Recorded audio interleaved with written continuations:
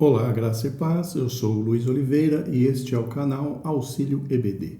Chegamos à lição de número 4 da revista Lições Bíblicas Adultos da CPAD. O título desta lição é A Degeneração da Liderança Sacerdotal. Bom, meus irmãos, mais uma vez temos este desafio de ministrar mais uma aula da Escola Bíblica Dominical. E pelo tema tratar da liderança, como o título mesmo diz, a degeneração da liderança sacerdotal, nós precisamos ter bastante cuidado, bastante cautela na hora da ministração da aula, para não permitir que o tema da aula caminhe na direção da murmuração contra o ministério da igreja. Quem me acompanha no canal sabe que nós nos preocupamos bastante com essa questão de a aula ou o tema da aula abrir um precedente, abrir uma oportunidade para que se reclame, para que se murmure, para que se fale mal da liderança da igreja. E nós, como professores, temos que ter o cuidado redobrado para que isso não aconteça nas nossas aulas. Nós não estamos ministrando para colocar ninguém contra ninguém. Nós estamos simplesmente ensinando e ministrando a palavra de Deus. Então, meus amados irmãos, que Deus nos dê graça, que seja a nossa oração, buscando a graça de Deus para que o rumo da nossa aula não vá no sentido da murmuração contra a liderança da igreja. Assim como nós, homens, eles também são homens. Assim como nós somos falhos, eles também são falhos. Então, a nós não compete julgá-los. A nós compete obedecê-los, a nós compete deixar a sua função, o seu trabalho, o seu ministério o mais leve possível. Para o textuário desta lição nós temos: E disse-lhes, por que fazeis tais coisas? Porque ouço de todo este povo os vossos malefícios? 1 Samuel capítulo 2, versículo 23. Aqui, meus irmãos, já iniciamos o tema falando da degeneração dos filhos de Eli. Toda esta aula girará em torno do procedimento, dos pecados e daquilo que os filhos de Eli fizeram na época em que eram sacerdotes, na época em que eles tinham a responsabilidade de ministrar no tabernáculo do Senhor. Então, toda a aula de hoje girará em torno do procedimento dos filhos de Eli. Por isso o título, a degeneração da liderança sacerdotal. Então, já no textuário, nós temos aqui o questionamento de Eli em relação aos seus filhos. E disse-lhes, por que fazeis tais coisas? Porque ouço de todo este povo os vossos malefícios. Como verdade prática nós temos: evitemos o pecado a todo custo, pois a sua prática leva-nos ao mais baixo nível espiritual e moral. Aqui o comentarista nos diz para que evitemos o pecado a todo o custo, pois a sua prática leva-nos ao mais baixo nível espiritual e moral. Porém, meus irmãos, em Romanos 6, nós encontramos que o pecado escraviza o homem. E nós, como servos de Cristo, já fomos libertados do pecado através da obra de Cristo Jesus na cruz do Calvário. Mas isso significa que nós não pecamos mais? De jeito nenhum. Isso significa que agora devemos viver em novidade de vida, ou seja, tendo Cristo como o nosso alvo. E também vivendo para a glória de Deus. E como diz o apóstolo João em 1 João 2:1, meus filhinhos, estas coisas vos escrevo, para que não pequeis. E, se alguém pecar, temos um advogado para com o Pai, Jesus Cristo, o justo. Este texto nos dá a entender que o pecado deve ser como um acidente na vida do cristão. João diz, se alguém pecar, ou seja, não deve ser algo proposital, não deve ser algo de caso pensado. E sim, o pecado na nossa vida deve ser como um, entre aspas, acidente. E o João é muito claro, filhinhos, não pequeis, mas se alguém pecar, temos um advogado. Vejam que glória maravilhosa, meus irmãos. E essas passagens, esses versículos que citamos, vem corroborar com a verdade prática. Evitemos o pecado a todo custo. O cristão não deve, como diz a Bíblia Sagrada, viver para o pecado, Nós pecaremos, sim, pecaremos, porque somos carnais, ainda estamos no corpo do pecado, como diz a própria Bíblia. Mas este pecado, como eu já disse, tem que ser um acidente. E todas as vezes que pecarmos, temos que, a exemplo do que Davi fez, nos arrependermos, buscarmos a graça e a misericórdia de Deus. E o sangue de Jesus Cristo, o Filho de Deus, nos purifica de todo o pecado. Glórias a Deus. Para a leitura bíblica em classe, meus irmãos, temos o texto então de 2 textos, o primeiro em 1 Samuel capítulo 2, versículos 22 ao 25, e o segundo texto no mesmo livro de 1 Samuel, no capítulo 3, agora versículos do 10 ao 14. Então, 1 Samuel 2, versículo 22 diz, acompanhe a leitura. Era, porém, Eli já muito velho e ouvia tudo quanto seus filhos faziam a todo o Israel, e de como se deitavam com as mulheres que em bandos se ajuntavam à porta da tenda da congregação. E disse-lhes, por que fazeis tais coisas? Porque ouço de todo este povo os vossos malefícios. Não, filhos meus, porque não é boa fama esta que ouço. Fazeis transgredir o povo do Senhor. Pecando homem contra homem, os juízes o julgarão. Pecando, porém, o homem contra o Senhor, quem rogará por ele? Mas não ouviram a voz de seu pai, porque o Senhor os queria matar. Agora o segundo texto em 1 Samuel, capítulo 3, versículos 10 ao 14. Acompanhe. Então veio o Senhor e esteve ali, e chamou como das outras vezes, Samuel, Samuel. E disse Samuel, fala, porque o teu servo ouve. E disse o Senhor a Samuel, eis aqui vou eu a fazer uma coisa em Israel, a qual todo o que ouvir lhe tinirão ambas as orelhas. Naquele mesmo dia, suscitarei contra Eli tudo quanto tenho falado contra a sua casa. Começá-lo-ei e acabá-lo-ei. Porque já eu lhe fiz saber que julgarei a sua casa para sempre, pela iniquidade que ele bem conhecia, porque, fazendo-se os seus filhos execráveis, não os repreendeu. Portanto, jurei à casa de Eli, que nunca jamais será expiada a iniquidade da casa de Eli, com sacrifício, nem com ofertas de manjares. Então aqui, meus irmãos, temos 2 palavras pesadíssimas contra a casa de Eli. Deus falando para Samuel, principalmente aqui em 1 Samuel, no capítulo 3, onde lemos, Deus trazendo a revelação para Samuel do duro juízo sobre a família de Eli. E como eu já disse, esse é o tema da nossa lição de hoje.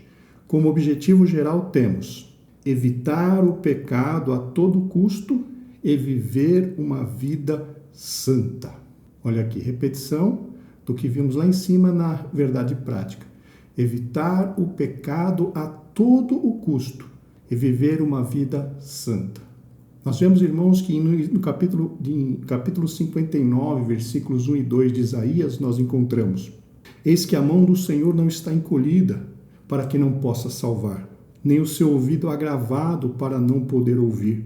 Mas as vossas iniquidades fazem divisão entre vós e o vosso Deus, e os vossos pecados encobrem o seu rosto de vós, para que vos não ouça. Por que nós precisamos evitar o pecado? Porque Isaías 59, 1 e 2 diz que o pecado nos separa de Deus. Os nossos pecados, como disse o texto, fazem divisão entre nós e o nosso Deus, ou seja, nos afasta de Deus. Levanta uma barreira, levanta uma separação. Por quê? Porque o nosso Deus é santo. O nosso Deus não suporta pecado. E quando nós pecamos, nós estamos nos separando de Deus. Por isso que nós precisamos, como disse aqui o objetivo geral, evitar o pecado a todo custo na nossa vida e viver uma vida santa. Como eu disse anteriormente, todos pecamos. Somos humanos. Porém, existe uma promessa tremenda no livro de Provérbios, no capítulo 28, versículo 13, que nos diz: o que encobre as suas transgressões nunca prosperará, mas o que as confessa e deixa alcança misericórdia. Veja aí, meus irmãos, a solução para o meu e para o seu erro. Aquele que os confessa e deixa alcança misericórdia. Glórias ao nome do Senhor. Como eu disse, nenhum de nós está livre de pecar. Mas o nosso Deus é longânimo, ou seja, paciente, e aguarda pacientemente o nosso arrependimento. Estará sempre de braços abertos, nos aguardando ou aguardando o nosso retorno. Se pecarmos, temos um advogado perante o Pai, Jesus Cristo, o justo. Glórias ao nome do Senhor. Como objetivos específicos, nós temos, para o tópico 1, destacar a degeneração dos filhos de Eli. Para o tópico 2, pontuar a sentença do juízo de Deus. E, por fim, no ponto 3, mostrar as consequências do pecado. Então, para o tópico 1, para a introdução, nós temos: o tema desta lição é a degeneração da liderança sacerdotal da casa de Eli. Mas o que viria a ser degeneração? Degeneração significa mudança para um estado pior. E também decaimento, declínio. Em sua forma figurada, degeneração também significa estado de depravação, ou seja, corrupção moral. Continuando então, veremos que os filhos deste não corresponderam aos propósitos divinos e enveredaram pelo caminho do pecado, o que os fez deturpar as características do sacerdócio. Enveredar significa tomar um caminho, ou seja, os filhos de Eli decidiram trilhar o caminho do pecado. Apenas para citar um fato importante na vida destes jovens sacerdotes, eles não reconheciam a autoridade do Senhor. Em 1 Samuel 2:12, a palavra conheciam, no hebraico, tem vários significados. E entre eles, o de não reconhecer a autoridade de alguém, que foi o que aconteceu com eles em relação a Deus. A meu ver, este versículo não está se referindo à falta de conhecimento de Deus, e sim à falta de reconhecimento da autoridade de Deus. São coisas bem diferentes.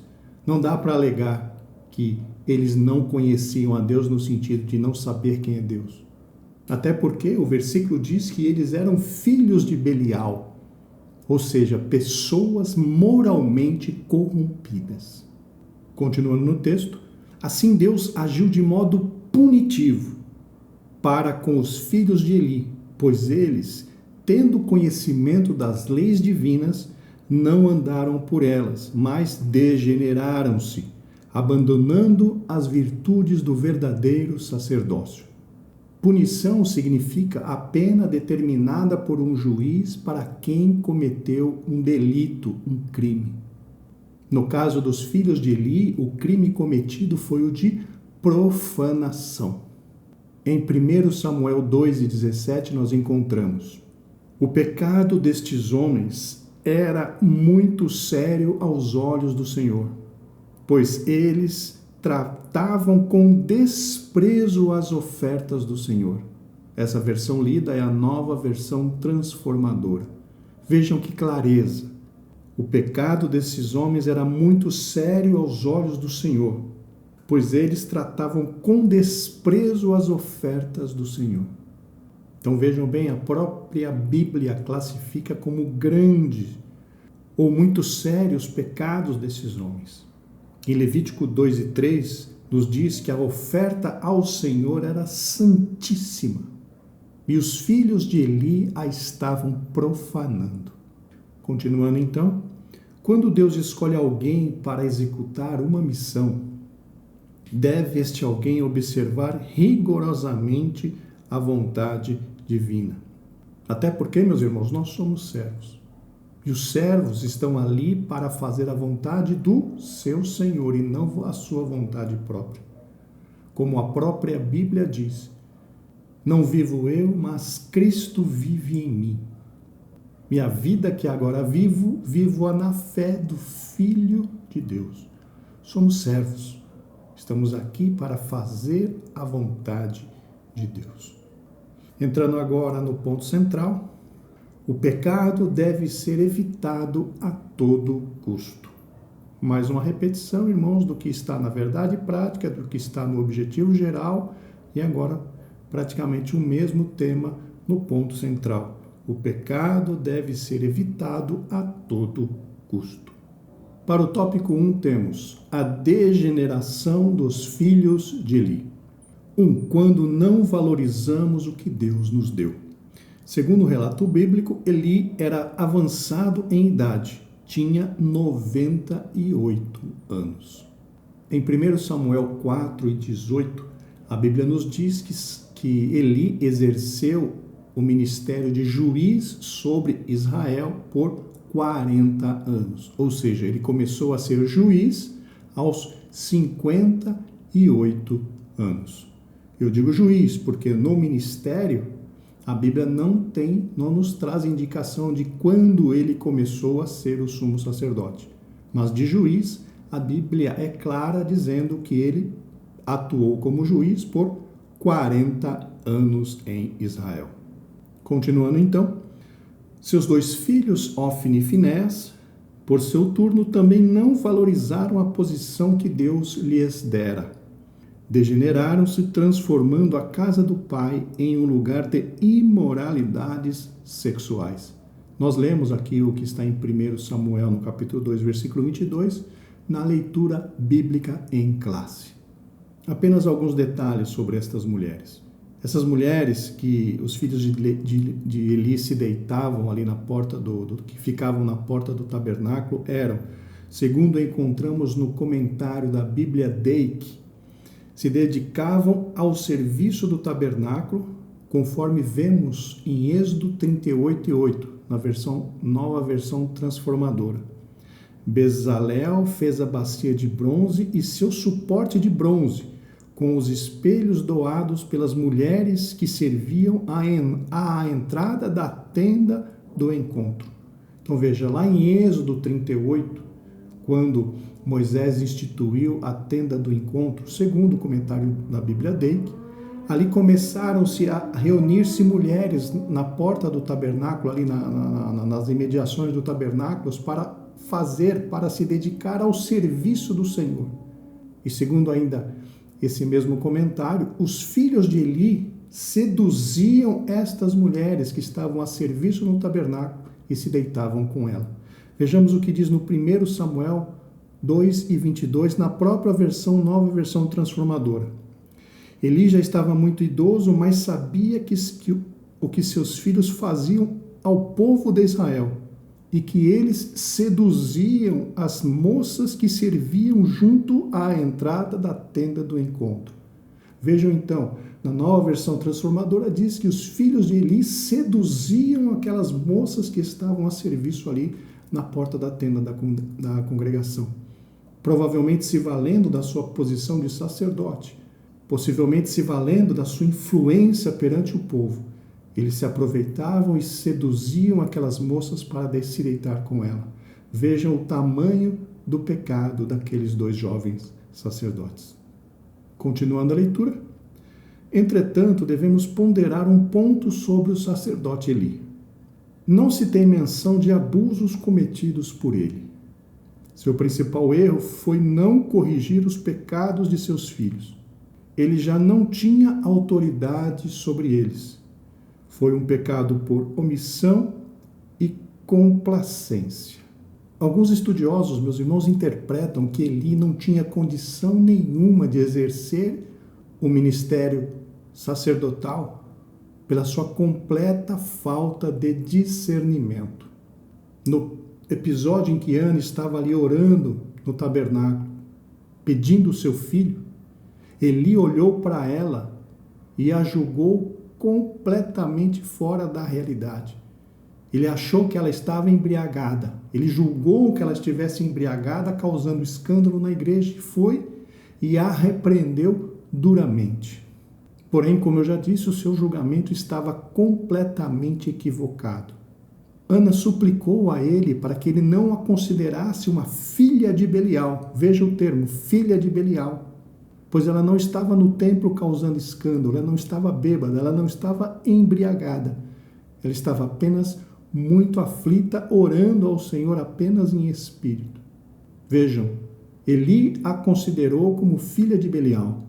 Porém, os filhos de Belial, segundo a própria Bíblia Sagrada, eram os próprios filhos de Eli. E ele não os julgava dessa forma. Então vejam como o discernimento de Eli estava completamente deturpado. Então, ao meu ver, não foi apenas pecado de omissão e complacência. Ele também, segundo o que eu acabei de falar, tinha o seu discernimento completamente equivocado. Outro ponto importante a ser mencionado é a palavra que Cristo nos deixou em Mateus, no capítulo 10, versículo 37, na Nova Almeida Atualizada. Quem ama o seu pai ou a sua mãe mais do que a mim, não é digno de mim. Quem ama o seu filho ou a sua filha mais do que a mim, não é digno de mim. Eli, com certeza, estava amando mais os seus filhos do que ao próprio Deus. E, pelo que a Bíblia diz, quem faz isso já está reprovado. Porque você se lembra qual que é o primeiro mandamento? Amarás ao Senhor teu Deus sobre todas as coisas. Sobre todas as coisas, de todas as tuas forças, de todo o teu entendimento. E quando amamos alguém mais do que a Deus, estamos infringindo o maior de todos os mandamentos. E isso nos dá a entender, era o que Eli fazia em relação aos seus filhos. Continuando então o texto. Logo, o Senhor não demoraria em derramar a sua ira sobre a casa de Eli. A rejeição do amor, da obediência e do zelo pela obra de Deus fez com que Eli fosse reprovado no seu ministério. E não apenas reprovado, mas rejeitado, a ponto de Deus trazer uma promessa que a sua descendência seria banida e expulsa do ministério por causa das falhas e das profanações cometidas com as ofertas ao Senhor. E essa promessa, meus irmãos, se cumpriu cabalmente durante o governo de Salomão, praticamente 130 anos depois desta promessa feita. Nós veremos mais detalhes sobre isso no decorrer dessa lição, um pouquinho mais para frente. Continuando então, fazendo uma troca. Os filhos de Eli trocaram o Senhor pelos prazeres da vida. O apóstolo Paulo menciona os que são mais amigos dos prazeres do mundo do que de Deus. Existe um ponto interessante a ser comentado sobre essa questão de trocar Deus pelos prazeres da vida. A lei era clara na sua proibição de se comer gordura com carne. Mas, pelo que parece, meus irmãos, os filhos de Eli gostavam de comer carne assada com gordura. Carne, com gordura assada. Porque encontramos ali, em 1 Samuel, no capítulo 2, versículos 15 e 16, antes de se queimar a gordura no altar, o moço do sacerdote ia lá buscar a carne para assar para o sacerdote. Então veja que interessante. Parece, por esses textos, que os filhos de Eli, além de profanar o sacrifício, ainda comiam, ainda gostavam de comer carne com gordura assada, o que era proibido terminantemente pela lei de Moisés. O israelita não podia comer gordura. A gordura era oferecida em sacrifício ao Senhor. Mas, como eu falei, o moço do sacerdote, antes que o ofertante queimasse a gordura da carne do seu sacrifício, o sacerdote ia lá e pegava essa carne com a gordura para poder assar para comer. Vejam, meus irmãos, então dá-nos a entender nas entrelinhas, isso não é uma afirmação teológica, mas dá-nos a entender nas entrelinhas que até nesse pecado os filhos de Eli incorriam, de comer carne com gordura. Continuando então, para freá-los, pois o que faziam era por demais escandaloso, foi preciso uma ação do próprio Deus. Na realidade, meus irmãos, essa questão do freá-los aconteceu justamente quando veio o juízo de Deus sobre a vida deles. Eles pararam de pecar apenas quando morreram naquela batalha contra os filisteus. Então não podemos considerar como um freio, podemos considerar como o direto juízo de Deus sobre a vida deles. Continuando então, não barganhe a posição que o Pai lhe concedeu. Valorize o seu ministério glorificando o Altíssimo e cumprindo a sua vontade. Barganhar significa negociar por meio de troca, ou seja, eu te dou uma coisa, você me dá outra. Isso é uma barganha. Porém, meus irmãos, não podemos trocar o que temos de valioso por algo sem valor. A própria Bíblia nos diz lá no Apocalipse: guarda o que tens, para que ninguém tome a tua coroa. Não barganhe a tua salvação. Não barganhe aquilo de precioso que você recebeu de Deus. Não negociemos, irmãos, os nossos valores, aquilo que Deus colocou na nossa mão. Permaneçamos firmes, custe o que custar, porque a Bíblia diz lá em Apocalipse: ao que vencer é o que receberá a recompensa. Glórias ao nome do Senhor. Continuando então, os que se mantiverem fiéis serão grandemente honrados por ele junto ao trono divino. Apocalipse 2:10 nos diz: sê fiel até à morte, e dar-te-ei a coroa da vida. Louvado seja o nome do Senhor. Continuando então, subtópico 3. As consequências para quem peca contra Deus. Quando o homem comete um crime contra outro homem aqui na terra, há os tribunais humanos para julgá-los, como Paulo nos lembra a Timóteo. Nos lembra em Timóteo, né? Em 1 Timóteo 1:9. Entretanto, para os pecados dos filhos de Eli não haveria tribunal humano, pois eles pecaram direta e deliberadamente contra Deus. Conforme comentado anteriormente, os filhos de Eli não reconheceram a autoridade de Deus e, por conta disso, a própria Bíblia os chamava de filhos de Belial. Esta decisão fez com que eles profanassem os sacrifícios que eram oferecidos a Deus, conforme já mencionamos, que para Deus, segundo a Bíblia Sagrada, eram santíssimos. Outro ponto a ser mencionado, meus irmãos, era que, segundo os estudiosos, o que os filhos de Eli faziam com a carne que era oferecida pelos israelitas, fazia com que o sacrifício oferecido fosse invalidado.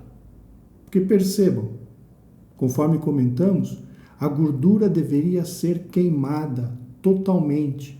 E depois que a gordura fosse queimada, o sacerdote poderia pegar a carne para si, a parte da carne para si, entre carne assada e carne cozida.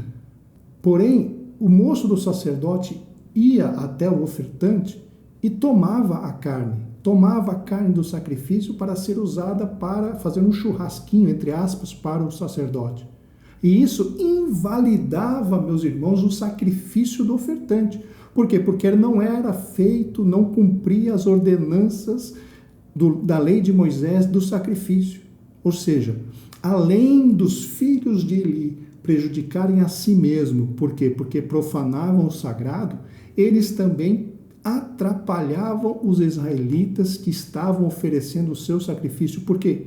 Porque eles faziam que os israelitas oferecessem um sacrifício incompleto, um sacrifício contra a lei de Deus, porque tirava a carne, que era santíssima, antes de queimar toda a gordura. Ou seja, entre aspas, segundo os especialistas, invalidavam os sacrifícios do povo. Continuando então, como eles não se arrependeram, o juízo divino era inevitável.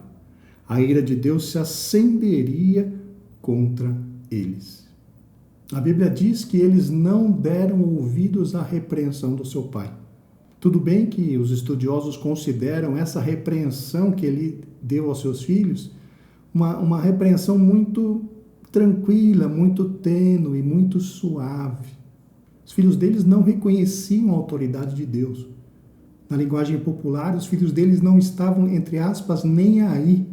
Eles queriam era mesmo fazer o que lhes agradava, porque eles se achavam acima de qualquer lei, de qualquer responsabilidade. Eles estavam ali no comando, eles quem mandavam ali no tabernáculo. Só que eles se esqueceram de que há um Deus no céu que presta conta conosco, que pede a prestação de contas, perante quem nós teremos que dar, perante quem nós seremos julgados pelas nossas atitudes. E eles se esqueceram disso. Mas o juízo não tardaria sobre a vida deles. E há mais um fato interessante. Em 1 Samuel 2:25, nós lemos ali na leitura bíblica em classe, diz no finalzinho do versículo que Deus os queria matar.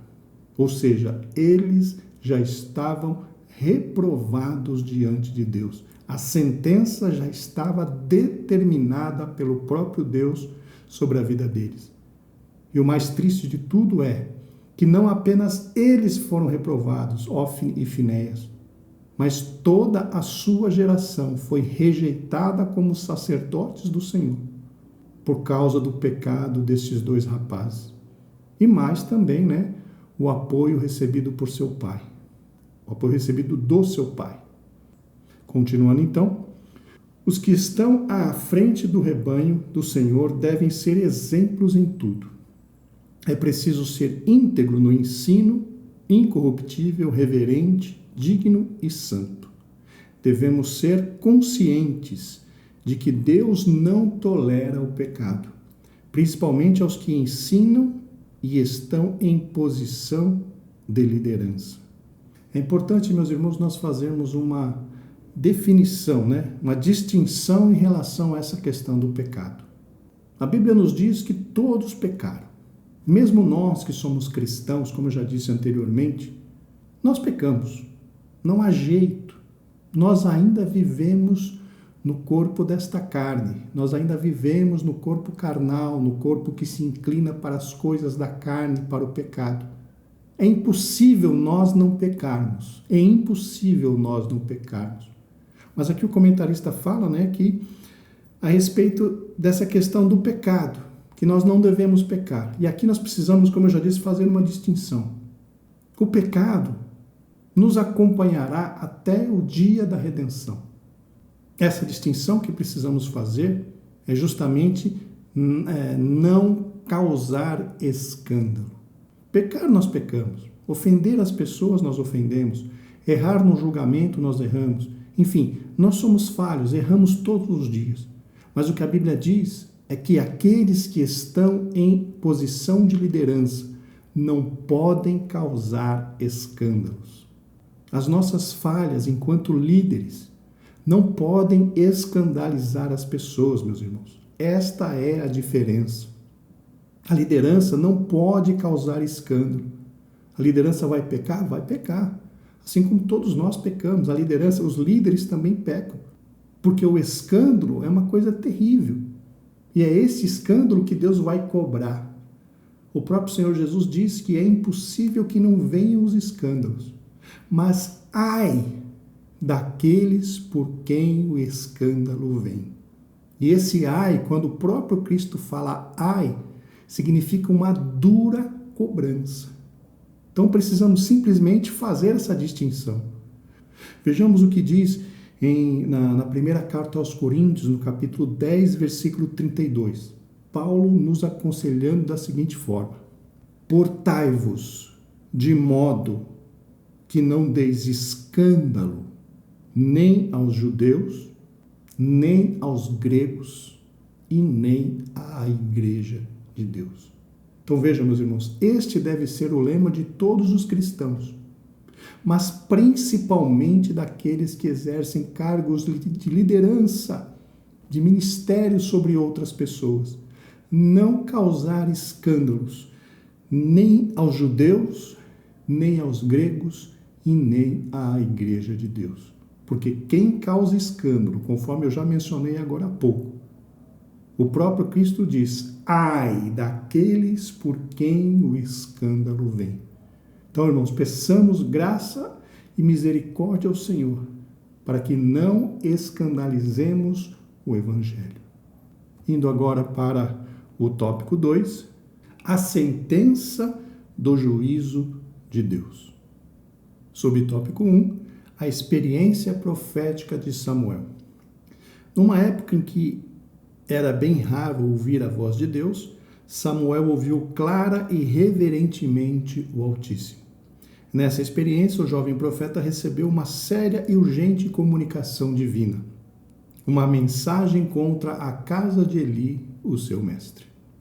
Conforme falamos na aula passada, deve ter sido bem difícil para Samuel transmitir as duras palavras que Deus lhe falou a respeito da família de Eli. Mas Deus o havia considerado fiel, chamando Samuel para o ministério. E ele não poderia, de forma alguma, trair a confiança de Deus. Nós encontramos na primeira carta de Paulo a Timóteo, no capítulo 1, versículo 12, o seguinte versículo: e dou graças ao que me tem confortado, a Cristo Jesus, Senhor nosso, porque me teve por fiel, pondo-me no ministério. O que significa isso, irmãos? Samuel foi chamado porque Deus o considerou fiel. E ele não podia, de forma alguma, decepcionar aquele que o havia chamado. E não fez. Samuel é um dos grandes heróis da Bíblia Sagrada. Glórias ao nome do Senhor. Continuando, tal experiência mostra que Deus não faz acepção de pessoas. Ou seja, não se importa com a idade de alguém quando a questão é fazer a vontade divina. Aqui, meus irmãos, nesse texto do comentarista, eu não sei, eu tenho dúvidas em relação a esta palavra, esse jogo de palavras, acepção de pessoas, se o uso dessa questão da acepção de pessoas é correto numa condição como essa. O comentarista está dizendo, que diz que Deus chamou Samuel sendo criança e que Deus não faz acepção de pessoas. Mas veja, Deus realmente não faz acepção de pessoas. Mas o fato de Deus chamar Samuel ou não tem nada a ver com acepção. E tem sim a ver com capacitação. Se uma pessoa não está preparada, não tem capacidade para fazer a obra de Deus, se Deus não chamá-la, Deus não estará fazendo acepção. Não é caso de acepção, é caso sim de uso da inteligência. Como é que Deus vai chamar alguém se essa pessoa não tem preparo, não está preparada? Então, no meu entendimento, esta palavra, esse conjunto de palavras, acepção de pessoas, essa expressão não foi muito bem usada neste caso, porque Deus com certeza não faz acepção. Deus sabe a quem chamar, Deus sabe quem está ou não está preparado. Vejamos o caso de Moisés. No meu entendimento, Moisés atrasou o plano de Deus em 30 anos. 30 anos Moisés atrapalhou o plano de Deus. Atrasou o plano de Deus. Porque existe uma promessa na Bíblia Sagrada de que o Israel ia ficar no Egito 400 anos. Profecias ali no livro de Gênesis. Só que a Bíblia fala que Israel saiu do Egito com 430 anos. E o que impediu Israel de sair do Egito com 400 anos? Moisés. No meu entendimento, Moisés atrasou o plano de Deus para Israel 30 anos. E se Deus não chamou Samuel 30 anos antes, foi porque Deus fez acepção de pessoas? Não, foi porque, Moisés. Se Deus não chamou Moisés 30 anos antes para tirar o povo, foi porque Deus fez acepção de pessoas? Não, foi porque Moisés não estava preparado. Moisés demorou 30 anos a mais para se preparar, para que Deus pudesse chamá-lo. Segundo os estudiosos, Moisés, no deserto, precisou aprender a humildade, Porque quando estava no Egito ele se achava grande, ele se achava o máximo e precisou ser trabalhado para perder essa soberba. Mas, conforme eu já disse, ao invés de 10 anos, que era o tempo programado por Deus, Moisés levou 40, ou seja, 30 anos a mais. E agora eu pergunto, não chamar Moisés 30 anos antes, foi acepção? Não. Foi inteligência, porque Deus estava vendo. Moisés não estava preparado. É o mesmo caso de Samuel. Se Deus não chamasse Samuel, não é porque Deus estava fazendo acepção de pessoas, e sim porque Samuel não estaria preparado. Mas glórias a Deus, Samuel, mesmo muito jovem, estava preparado para atender às expectativas de Deus. E não apenas Samuel. Jeremias também foi chamado muito jovem, até quis falar com o Senhor: Senhor, eu sou criança. E Deus disse: não digas que és criança, porque aonde quer que eu te enviar, tu irás. E o que quer que eu te mandar falar, tu falarás. Glórias ao nome do Senhor. Davi começou a servir a Deus muito novo. Davi começou a guerrear muito novo. Então perceba, irmãos, não é a idade, e sim a capacitação que faz toda a diferença na nossa vida. Glória ao nome do Senhor. Continuando então, subtópico 2, sentença pronunciada. Eli recebera uma sentença por meio de um profeta desconhecido. Deus iria punir os seus filhos. Prontamente, Eli aceitou a sentença que vinha da parte de Deus. Na realidade, meus irmãos, a Bíblia se cala sobre esta questão de Eli ter aceito a palavra de repreensão por parte daquele profeta. Não existe nenhuma menção de algum comentário que ele houvesse feito após receber a profecia. Mas o que fica subentendido é que as atitudes de Eli nos dizem que ele meio que aceitou. Por quê? Porque ele não procurou o arrependimento, ele não procurou buscar a Deus para que Deus revertesse a situação. Simplesmente ele deixou do jeito que estava, ou seja, estava conformado com aquela situação terrível que ele estava vivendo. E uma coisa que vem corroborar com esta informação foi justamente a resposta que ele deu logo após Samuel lhe falar a sentença que havia recebido de Deus. Vejamos o que diz ali em 1 Samuel 3,18. Então Samuel lhe contou todas aquelas palavras e nada lhe encobriu. E disse ele: é o Senhor, faça o que bem parecer aos seus olhos. É como se ele estivesse dizendo: ele é Deus, ele pode fazer o que ele quiser, deixa que ele faça. Ou seja, ele não se movimentou de nenhuma forma para buscar a face de Deus em arrependimento, para buscar uma reversão dessa condenação sobre a vida dele. Ele não buscou, ou seja, estava completamente conformado com aquela situação. Continuando então, agora era a vez do menino Samuel.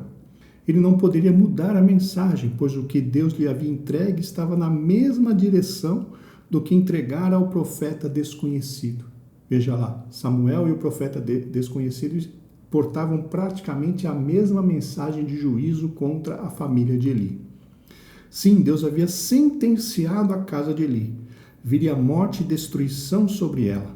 Esta sentença seria executada por intermédio da invasão dos filisteus à terra do povo de Deus. Na realidade, irmãos, Deus frequentemente usa outros povos para trazer juízo para o povo de Deus. No Antigo Testamento, isto era bem comum, ou seja, encontramos muitas e muitas histórias de Deus se utilizando das outras nações para poder castigar o seu povo de Israel. Isso era muito comum e no caso dos filhos de Eli não seria diferente. Continuando então, ali além de muita matança, houve a captura da Arca da Aliança, símbolo da presença divina no meio do povo. Aqui, meus irmãos, a captura da Arca da Aliança, acredito eu, se deu muito mais por conta do povo não tratar a Arca do Senhor da maneira correta. Eles não tratavam a Arca do Senhor como sendo a demonstração da presença de Deus, que demandava reverência, que demandava compromisso, que demandava, como eu posso dizer, busca da comunhão com o Senhor. Eles usavam a arca do Senhor como um amuleto, como algo para dar sorte, como algo para demonstrar que Deus estava no meio deles. E foram completamente derrotados, porque as coisas de Deus, meus irmãos, não podem ser usadas como um amuleto. A Bíblia aberta no Salmo 91 na casa de alguém não representa nada, não representa proteção. A proteção vem, a bênção vem através da nossa comunhão com o Deus Todo-Poderoso. Não é porque nós portamos uma Bíblia, não é porque na nossa casa tem um quadro de Jesus falando sobre Jesus ou falando sobre um versículo bíblico. Não podemos ter amuletos, temos que ter comunhão verdadeira com Deus. E a arca foi levada, foi conquistada pelos filisteus, porque os israelitas estavam usando a arca simplesmente como um amuleto. E Deus não permitiu que isso acontecesse. A arca foi levada para a terra dos filisteus, mas o próprio Deus fez com que esta arca fosse devolvida, para mostrar para aqueles filisteus que realmente ali estava algo que representava Deus, mas sem ser um amuleto. A presença da arca não fez com que Israel vencesse. Por quê? Porque estava ali só a arca como amuleto e não a verdadeira presença de Deus. Então, que saibamos, irmãos, diferenciar estas situações. No meu entendimento, foi por isso que a arca do Senhor foi levada, foi, entre aspas, conquistada pelos filisteus, mas logo Deus proveu ali meios para que ela fosse devolvida a Israel e o nome do Senhor fosse glorificado. Continuando então, os filhos de Eli foram mortos.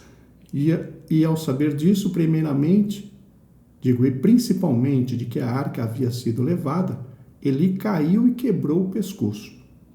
De imediato, sua nora entrou em trabalho de parto. Logo após, deu o nome ao seu filho Icabode. A glória de Israel se foi, a fim de marcar a tragédia que se abateu contra aquela casa.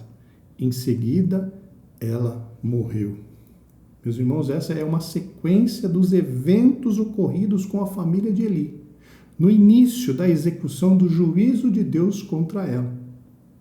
Toda esta sequência, a morte de Ofni e Finéias, a tomada da arca, a morte de Eli, porque caiu da cadeira, e a morte da esposa de um dos filhos de Eli.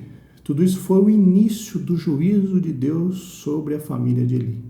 A finalização desse juízo ia acontecer 130 anos depois, no reinado de Salomão, quando a descendência de Eli ia ser expulsa do ministério de uma vez por todas. Vejam que coisa terrível foi esse início da sentença. Continuando, a desgraça da família de Eli. A desgraça sobre a casa de Eli veio como uma grande avalanche. Desgraça aqui significa a perda da graça de Deus. Ou seja, uma condição de desfavor de Deus. Ou seja, ao invés de Deus dar graça, Deus coloca-se como um adversário. O Pai Celestial não estava mais com a família de Eli. Veja que coisa tremenda. Já imaginaram, meus irmãos, alguém ter Deus como seu adversário? Misericórdia. Continuando, seus filhos Ofni e Finéias, bem como a sua nora, morreram. Além disso, 85 sacerdotes pereceram. Essa questão dos 85 sacerdotes, ela não está ali no começo do livro de 1 Samuel. Ela se estende ali para o capítulo 22. E estes 85 sacerdotes, eles eram descendentes de Eli e foram mortos por Saul. Como eu disse, esse texto está em 1 Samuel, no capítulo 22.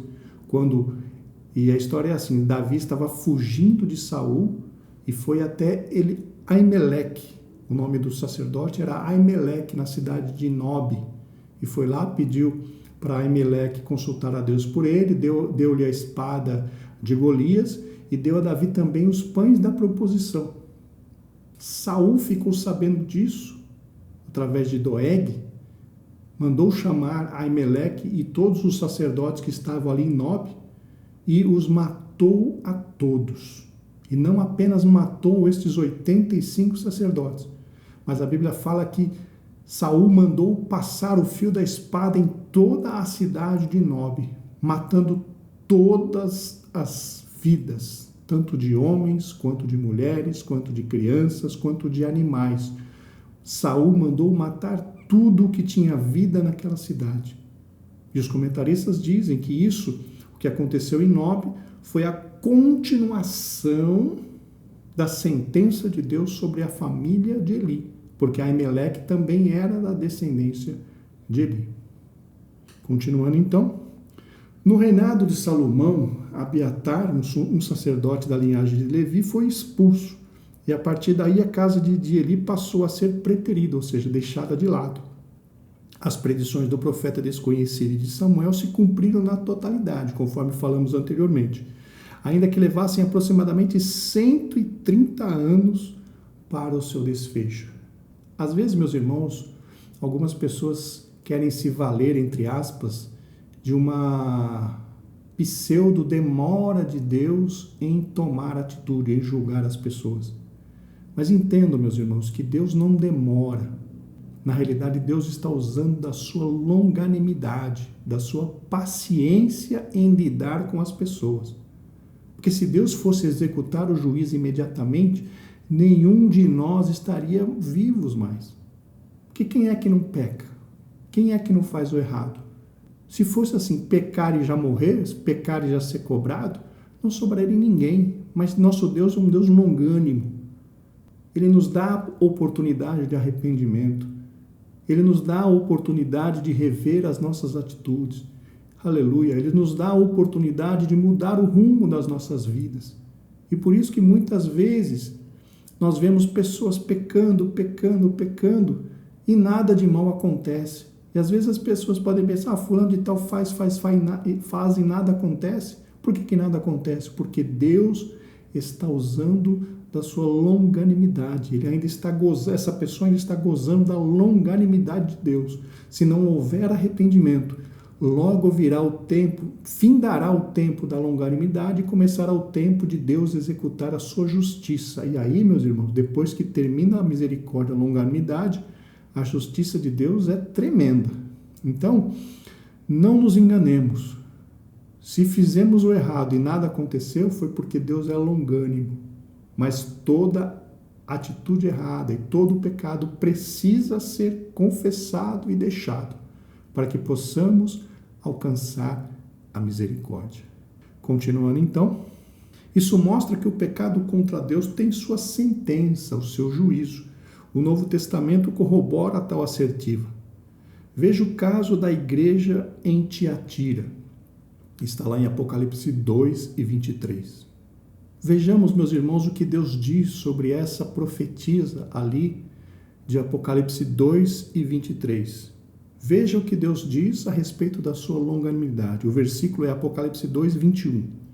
E dei-lhe tempo para que se arrependesse da sua prostituição, e não se arrependeu. Veja, era uma mulher que se dizia profetisa, que estava corrompendo a igreja, só que Deus deu a ela um tempo para se arrepender, só que ela não aproveitou esse tempo e essa oportunidade de Deus. Então, após disso, Deus deu-lhe a sentença, vou colocar em cima de uma cama. Então percebam, irmãos, Deus é longânimo. Ele fica aguardando o nosso arrependimento. Ele fica aguardando para que nós façamos uma mudança de rumo, para que possamos seguir em direção a Ele. Mais uma vez, aquele versículo que estamos citando desde o começo.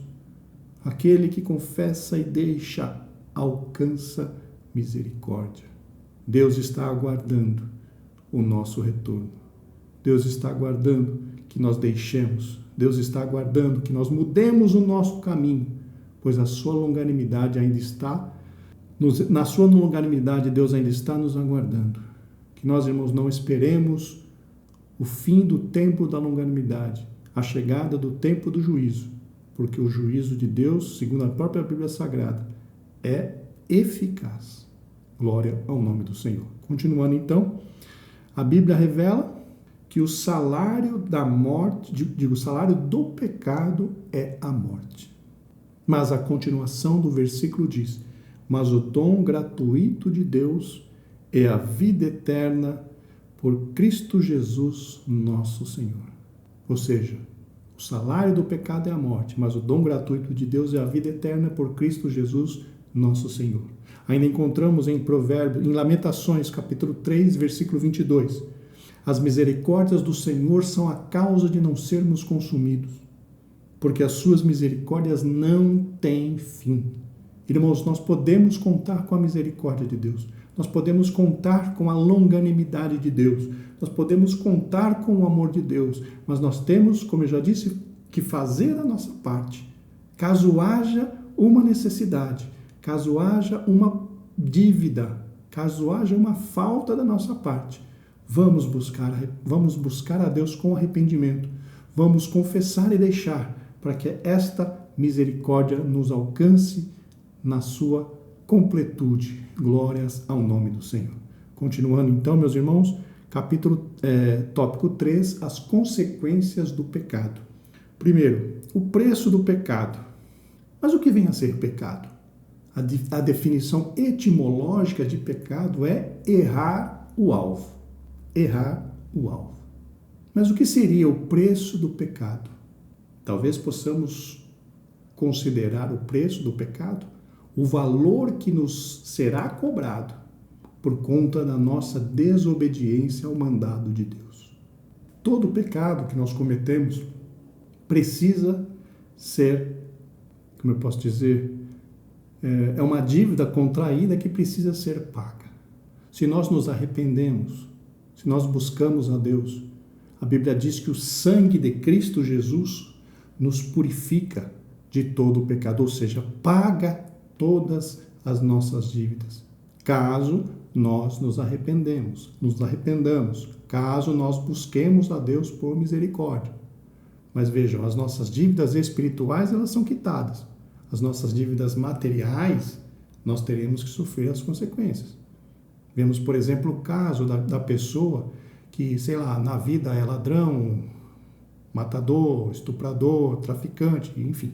Uma pessoa como essa, que pode ter feito muito mal para as outras pessoas, quando essa pessoa é salva, alcançada pelo Evangelho, essa pessoa é perdoada imediatamente. Só que esse perdão recebido por Deus não vai eximir esta pessoa de pagar perante a lei da terra.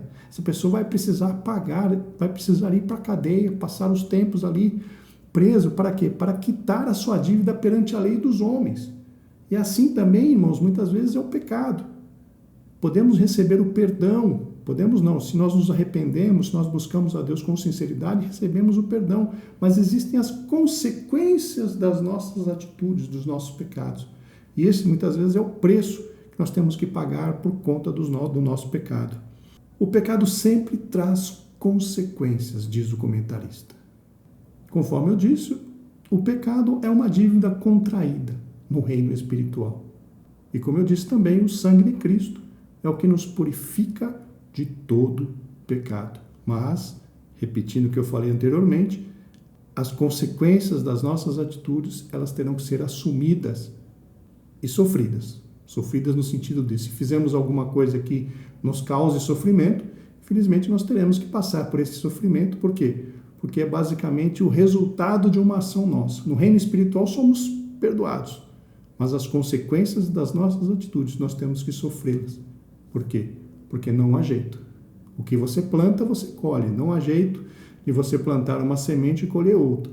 E os nossos pecados são justamente plantios no reino espiritual. Plantamos alguma coisa e vamos colher outras, multiplicado. Então, a lei da semeadura, irmãos, não há escapatória.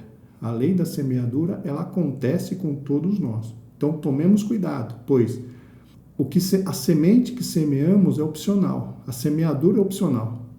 mas a colheita ela é obrigatória. Continuando então, a Bíblia revela alguns exemplos sobre isso. Primeiro, a expulsão de Adão e Eva do paraíso, a morte física e espiritual, Acã e sua família perderam a vida, Ananias e Safira foram mortos. Como vimos, as consequências do pecado são trágicas. Na realidade, irmãos, essas coisas que nós acabamos de ler nos mostram que as nossas atitudes, os nossos pecados são passíveis de punição. Só que quem decide o que vai acontecer conosco é o próprio Deus. E nós não temos condição de retrucar a Deus. Não temos condição de ficar, como eu posso dizer, cobrando a Deus sobre alguma coisa, reclamando sobre alguma coisa. O próprio profeta diz: de que se queixa o homem vivente? Queixe-se cada um do quê? Dos seus próprios pecados. Então, o juízo que Deus libera sobre as nossas vidas é de inteira responsabilidade de Deus. Por quê? Porque Deus é justo. E se Ele liberou algo para que aconteça nas nossas vidas, nós com certeza merecemos tudo aquilo. Qual que é a nossa obrigação? Lutar. Como diz, nós repetimos por 3 vezes. Evitar o pecado de todas as formas. E principalmente não causar escândalo. Nem para o judeu, nem para o grego e nem para a igreja de Deus. E se infelizmente viermos a cair, que estejamos preparados para receber, a devida recompensa pelas nossas atitudes. Porque, como eu já disse, a Bíblia nos afirma: todos nós compareceremos diante do Senhor para prestarmos conta do que tivermos feito pelo meio do corpo, ou bem ou mal. Continuando então, ele tinha conhecimento do pecado de seus filhos, mas a covardia era visível. Por causa da sua omissão e da irreverência de seus filhos, sua família foi tirada do sacerdócio. É bom lembrar que ele não era somente pai, mas principalmente sacerdote. Por isso, cabia-lhe a responsabilidade paternal e judicial. Nisso, ele falhou. Aqui, meus irmãos, nós já comentamos sobre isso anteriormente, principalmente falando na questão de alguém amar alguém acima do próprio Deus, que provavelmente foi o que aconteceu com o sacerdote Eli. Continuando, a palavra de Deus nos mostra que, se os filhos não forem bem encaminhados no caminho do Senhor, se tornarão uma vergonha aos seus pais e, se persistirem do erro, sofrerão consequências gravíssimas. Salomão nos diz, meus irmãos, que temos que instruir a criança no caminho em que ela deve andar. Provérbios 29:15 nos diz: a vara e a repreensão dão sabedoria, mas o rapaz entregue a si mesmo envergonha a sua mãe. Se nos recusarmos a disciplinar e a instruir os nossos filhos, colheremos frutos amargos quando eles crescerem e se tornarem alguém que não gostaríamos. Então percebam, assumamos a nossa responsabilidade de instruir e disciplinar os nossos filhos, para que lá na frente não nos arrependamos tremendamente. Continuando, portanto, além de orarmos por nossos filhos, precisamos conduzi-los à comunhão com Deus, para enfim dizermos: eu e a minha casa serviremos ao Senhor. Aqui, meus irmãos, abrange o que? O sacerdócio no lar. Qual que é a função do sacerdote? Apresentar a Deus para o povo. E no caso aqui do pai, do sacerdócio do lar, que está basicamente sobre os ombros do pai, mas não apenas do pai, a mãe também deve exercer a sua função de sacerdotisa do lar. Os pais, em conjunto, devem trabalhar para apresentar a Deus para os seus filhos. Apresentar Deus para cada um dos seus filhos. E não apenas de modo teórico, mas de modo prático. Não apenas falando, mas agindo como um servo de Deus, principalmente sendo exemplo para os seus filhos. Essa é a função do pai, instruir os seus filhos no caminho do Senhor através do quê? Do exemplo. Os filhos deveriam seguir as pisadas dos seus pais. Os pais precisam ser exemplo para os seus filhos, porque caso contrário, seremos reprovados. Continuando então. Segundo, os males da falta de repreensão. Provérbios 10:15 diz que aquele que aborrece a repreensão morrerá. De acordo com o hebraico, a palavra repreensão,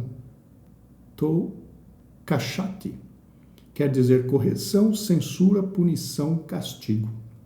Nesse sentido, o próprio Deus aplica a sua repreensão, porque o Senhor repreende a quem ama, assim como o pai ao filho a quem quer bem. Portanto, por não atentar para ela, a casa de Eli padeceu. Porém, meus irmãos, aqui tem um detalhe importante. A Bíblia diz que se alguém não aceita a repreensão de Deus, ele é desligado da família de Deus. Que fique claro para os irmãos que a repreensão deve fazer parte do nosso relacionamento com os nossos filhos. Deve fazer parte do nosso relacionamento com os nossos pais, receber repreensão dos pais. E nós, como pai, devemos repreender os nossos filhos. Por quê? Porque a repreensão faz com que os filhos sejam disciplinados. A repreensão, o que é? Não é simplesmente alguém ficar pegando no pé. A repreensão é justamente entrar para aconselhar o filho a não fazer algumas coisas que o estão atrapalhando na sua jornada, para que ele melhore. Então a Bíblia fala que Deus, como Pai, Ele nos repreende. E se nós aceitamos a repreensão de Deus, melhor para nós. Por quê? Porque Deus repreende aqueles a quem Ele quer bem, aqueles que Ele tem por filho. Mas vejam o seguinte, em Hebreus capítulo 12, versículos do 4 ao 8. Ainda não resististes até ao sangue, combatendo contra o pecado. E já vos esquecestes da exortação que argumenta convosco como filhos. Filho meu, não desprezes a correção do Senhor, e não desmaies quando por ele fores repreendido. Porque o Senhor corrige o que ama, e açoita a qualquer que recebe por filho. Veja aqui então a diferença, correção e açoite. Correção para os pecados, vamos dizer assim, menores, e se a pessoa não aceita, se a pessoa endurece a serviço, tem até açoite. Então, tem repreensão, correção e tem açoite. Aí, continuando. Se suportais a correção, Deus vos trata como filhos. Porque que filho há a quem o pai não corrige? Veja o que o escritor aos Hebreus perguntando. Que filho há a quem o pai não corrige? Mas se estáis sem disciplina, da qual todos são feitos participantes, sois então o quê? Bastardos e não filhos. O que significa isso? Que significa que se alguém não aceita a correção, a repreensão do Senhor, essa pessoa é considerada, segundo nós lemos aqui em Hebreus, bastardo, ou seja, é uma pessoa que não faz parte da família, é uma pessoa que foi deserdada, foi cortada a sua comunhão com a família. Então, meus irmãos, aqui está falando figuradamente em relação à família de Deus. Nós, como filhos de Deus, somos corrigidos pelo Senhor. Nós, como filhos de Deus, somos, muitas vezes, repreendidos pelo Senhor. A Bíblia fala, se não me engano, lá em 1 Coríntios 12, quando somos julgados, somos repreendidos pelo Senhor para não sermos condenados com o mundo. Então a repreensão, a correção faz parte da relação de Deus conosco. Quando entramos por um caminho ruim, Deus nos repreende. Agora, se nós não aceitamos essa repreensão, então, como diz aqui em Hebreus, nós estamos sem disciplina. Ou seja, nós não somos considerados filhos. Nós somos considerados bastardos. Então, meus irmãos, tomemos bastante cuidado com essa questão. Quando Deus nos repreende, quando Deus nos exorta, significa que Ele ainda nos ama. Nós ainda fazemos parte da família de Deus. Porém, a partir do momento em que Deus não mais falar conosco, a partir do momento em que alguém estiver errado e Deus não mais falar com ele, pode significar tão somente que aquela pessoa já foi rejeitada como filho de Deus. Não faz mais parte da família de Deus. Vigiemos, pois, irmãos, nessa questão. Não endureçamos o nosso coração, como diz a Bíblia Sagrada, pelo engano do pecado, mas nos mantenhamos sempre sensíveis à voz do Espírito Santo. Na própria Epístola aos Hebreus, o escritor escreve: se hoje ouvires a voz do Espírito Santo, não endureçais o vosso coração. Continuando então, muitos já não acreditam no juízo de Deus. Ele é justiça, ele é santo. Isso já foi, irmãos, comentado anteriormente. Alguns confundem a longanimidade de Deus com a impunidade e estão redondamente enganados. Continuando, subtópico 3, pecados voluntários e deliberados não têm perdão. O apóstolo João disse que há pecados pelos quais não se deve orar. Em 1 de João, capítulo 5, versículo 16. Esse tipo de pecado gera morte. Nesse caso, é impossível que a pessoa se renove para o arrependimento. Na realidade, irmãos, esse pecado para a morte pode ser entendido como aquele pecado praticado voluntário e deliberadamente por alguém. Alguém que decide pecar por vontade própria. Como eu disse aos irmãos, o pecado deve ser na nossa vida um acidente. Mas quando nós decidimos pecar voluntária e deliberadamente, aí já não resta mais sacrifício por esse pecado. A pessoa decidiu pecar. A pessoa decidiu viver daquela maneira. E esse pecado que gera justamente a morte. Continuando, entretanto, a Bíblia revela que o que confessa o pecado e deixa, alcança misericórdia, que foi o versículo de Provérbios 28, 13, que nós lemos anteriormente. Mas estas pessoas que decidem pecar deliberadamente, normalmente, irmãos, elas não se arrependem mais. Normalmente, eu quero dizer. Sempre há oportunidade de perdão. Mas, normalmente, estas pessoas que decidem pecar voluntariamente, para elas não tem perdão. Não é que não tem perdão, elas não buscam mais o perdão. Por quê? Porque já morreram espiritualmente.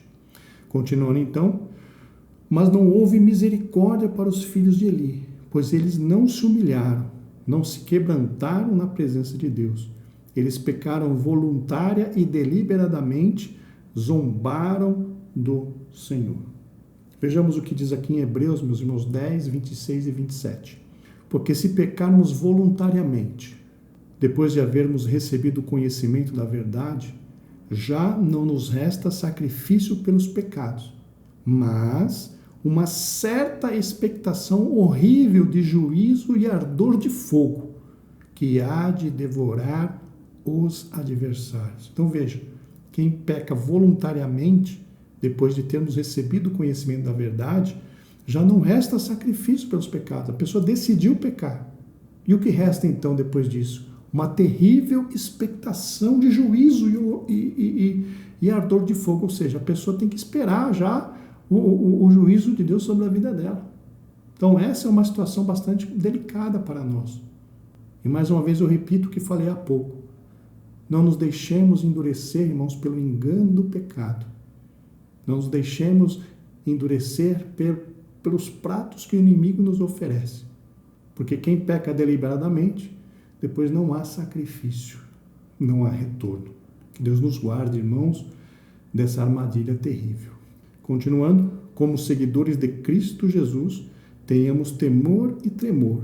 O pecado voluntário e deliberado leva à morte eterna, conforme acabamos de mencionar. E por fim, na conclusão, o pecado tem o seu salário. O pecado tem as suas consequências. Por isso, se andarmos segundo a palavra de Deus, se formos fiéis aos seus mandamentos, se procedermos com sinceridade e verdade, Deus nos confirmará em sua presença. Pecado tem salário, pecado tem consequência. Conforme falamos já por 3 vezes, evitemos o pecado, irmãos, a todo custo e sirvamos a Deus com sinceridade. Glórias ao nome do Senhor. Muito obrigado pela sua presença, muito obrigado por ter acompanhado o vídeo até aqui. Qualquer dúvida, qualquer desejo de interação, pode deixar um comentário aqui neste vídeo se você está assistindo pelo YouTube. Se você está assistindo pelo nosso site Estudantes da Bíblia, me mande uma mensagem via e-mail, segundo está também na página principal, webmaster@estudantesdabiblia.com.br. Muito obrigado e até a semana que vem, se Deus quiser. Graça e paz.